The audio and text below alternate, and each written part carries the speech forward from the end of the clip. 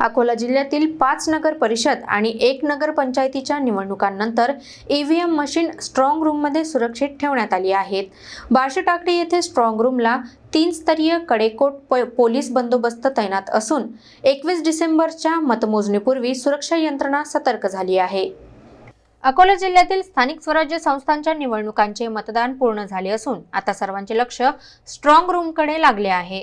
बार्शीटाकळी येथे असलेल्या स्ट्रॉंग रूममध्ये ईव्हीएम मशीन सुरक्षित ठेवण्यात आली असून परिसरात कडेकोट बंदोबस्त तैनात करण्यात आला आहे। मतमोजणी 21 डिसेंबर रोजी होणार असल्याने पोलीस आणि प्रशासन यंत्रणांचा ताण वाढल्याचे चित्र दिसत आहे। या स्ट्रॉंग रूमला 3 स्तरीय सुरक्षा कवच कुंडल तयार करण्यात आली आहेत।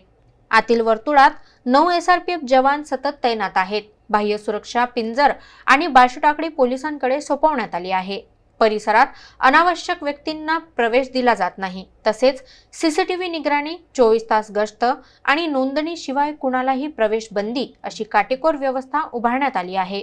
निवडणुकीनंतर पक्षांचे उमेदवार आणि कार्यकर्ते आपल्या निकालांबाबत उत्सुक आहेत। मतमोजणीपर्यंत ईव्हीएमची सुरक्षितता सर्वात महत्त्वाची असल्याने सुरक्षा दल अधिक सतर्क झाले आहेत।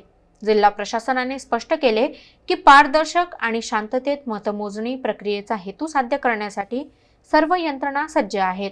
मतमोजणी जवळ येत असताना बार्शीटाकळी परिसरातही राजकीय हालचाली वाढताना दिसत आहेत। आता अंतिम निकाल 21 डिसेंबरला काय चित्र आणणार याकडे जिल्ह्याचे लक्ष लागले आहे।